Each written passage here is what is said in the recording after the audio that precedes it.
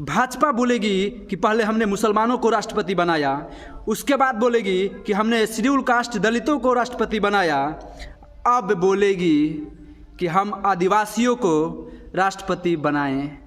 देखिए, भाजपा इतना mind setup planning उसका है कि विपक्षी दलों का केवल भाजपा का रिजेक्टेड माल पसंद आता है तो आप सत्ता में आ जाइएगा। मैं अपना परिचय दे दूं, मैं विकास कुमार, आप देख रहे हैं अपना दस्तक। जिस तरीके से भाजपा ने पहले मुसलमानों को राष्ट्रपति बनाया, APJ अब्दुल कलाम साहब को बोलने के लिए भाजपा को हो गया कि हमने जो है कि मुसलमानों को राष्ट्रपति बनाया, उसके बाद रामनाथ कोविंद को जो है कि राष्ट्रपति बना दिया। उन्होंने अपने समाज के लोगों के लिए अभी तक कोई ठोस कदम उन्होंने नहीं उठाया और कोई कल्याण भी नहीं किया, बल्कि उनको ही खुद प्रताड़ित किया गया। उड़ीसा के पुरी मंदिर में उनको सीढ़ी पर बैठा करके पांडवों ने पूजा कराया।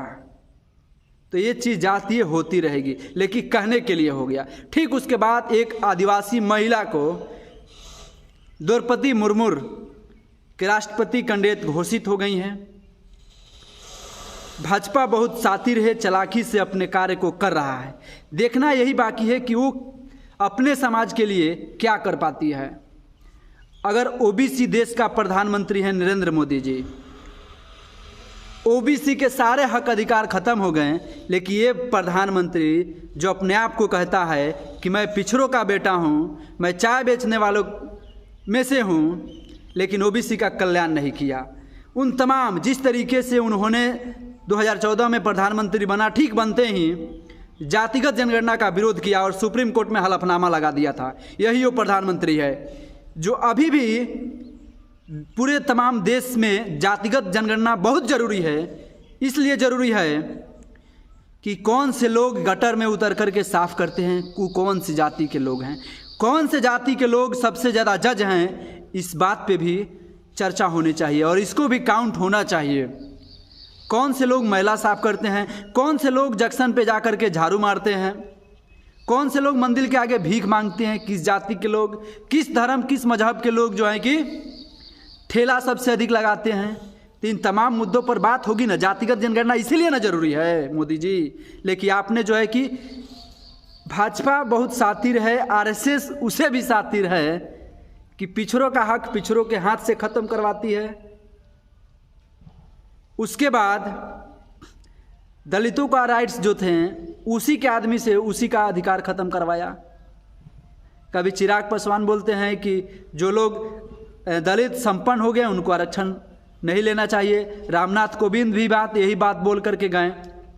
तो ये देखिए, फिर उसके बाद अब आदिवासियों को मतलब कि स्थापित कर देगी भाजपा, इसलिए आदिवासियों को राष्ट्रपति बनाया गया है। उनको जो आदिवासियों का संवैधानिक राइट से 5वीं और 6ठी अनुसूची, उसको ख़त्म करने के लिए ये आदिवासी महिला को राष्ट्रपति बनाया जा रहा है। ये दावे के साथ हम कह सकते हैं कि जो लोग भी, चाहे कलाम साहब हो, रामनाथ कोविंद जी हो, अब जो बनेगी हो, ये अपने दोनों लोग समाज के लिए बहुत बड़े पैमाने पर काम नहीं किया।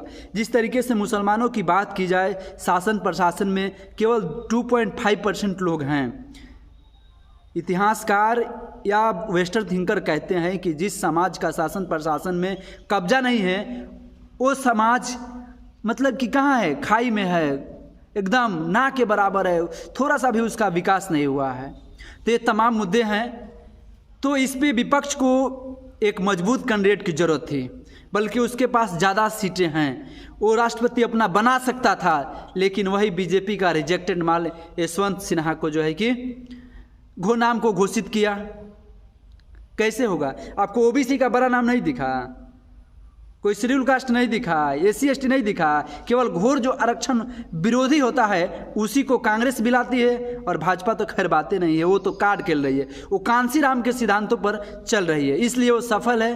और हमें उम्मीद है कि वो आगे भी सफल ही रहेगी अगर विपक्ष अपने आप को नहीं सुधरा तो। ये नहीं सुधारा तो यही होगा, हिंदू मुस्लिम के नाम पर बीजेपी सत्ता में आती रहेगी, क्योंकि उसका क्लियर स्टैंड है ना जी कि हिंदू मुस्लिम करना है और SC ST OBC के लोगों को मूर्ख बना करके सत्ता पर काबिज होना है। क्योंकि इनको समझ नहीं है 2019 के पहले तक 45 केंद्रीय विश्वविद्यालय में एक भी ओबीसी का प्रोफेसर नहीं था। आखिर क्यों भाई? 2019 तक ये बात सोचिए। उसके बाद अब प्रोफेसर इक्का दुक्का बन रहे, इक्का दुक्का। तो ये तमाम सोचने की बातें हैं। एससी एसटी ओबीसी के विधायकों को, उनके जो मंत्री हैं, उनको सोचना चाहिए कि आप कहाँ लेके जा रहे हो समाज को भाई। अपने समाज को होलसेल रेट में तुम लोग बेच रहे हो। बेचना बंद करिए, अभी वक्त है। आप लोग एकजुट हो जाइए, अन्यथा समाज फिर वहीं पे जाएगा जब कमर में झाड़ू और गले में हांडी बांधी जाती थी। फिर वही प्रथा आ भी जाएगी, क्योंकि एक विशेष जाति का डिक्टेटरशिप इस देश में हो गया है। मीडिया वो खबरें दिखाती नहीं है जब दलितों के ऊपर पिटाई होती है, मुसलमानों को आतंकवादी के नाम पर जेल में डाल दिया जाता है। इस पे वो बात नहीं करेगी। केवल बात तो कब करेगी? जब हिंदू मुस्लिम करना हो, ज्ञान व्यापी का मामला हो, बाबरी का मामला हो, राम मंदिर का मामला हो, इसमें वो उकसाएगी। एक मौलाना को बैठा लेगी, एक साधु को बैठा लेगा और उसे डिबेट कराएगा। अरे भाई, ये लोग जज हैं कि साबित करेंगे।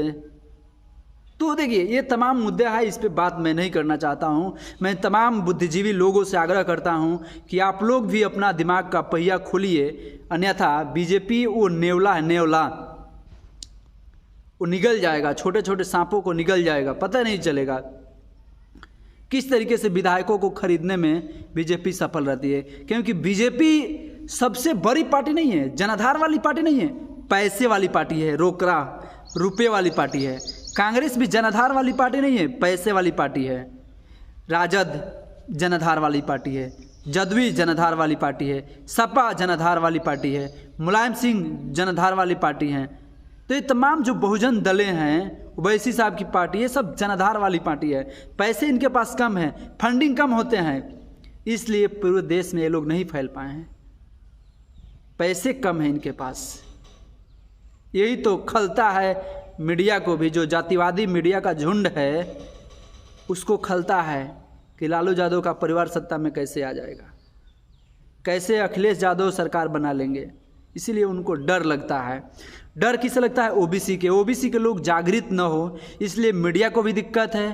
प्रशासन में जो बड़े पैमाना पर बैठे हुए लोग हैं, वो लोग भी सबसे ज़्यादा जातीय करते हैं। और देश का प्रधानमंत्री ओबीसी है, केवल नाम का प्रधानमंत्री बचा हुआ है। इसका दिमाग पूरा आरएसएस के द्वारा ही चलाया जाता है। इसके इर्द गिर्द कोई भी बैकवर्ड नहीं है। पीएमओ कार्यालय में एक भी एससी एसटी ओबीसी के लोग क्यों नहीं है भाई?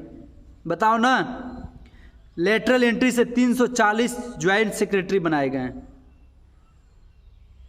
उसमें एक भी एससी एसटी ओबीसी माइनॉरिटीज के लोग नहीं हैं। एक ज्वाइंट सेक्रेटरी का वैल्यू है 10 आईएएस के बराबर।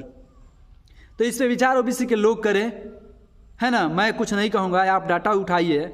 मंदिर मस्जिद आपका बहुत बड़ा, वो क्या बोलते हैं, विकास का एजेंडा नहीं है, केवल फंसाया जाता है।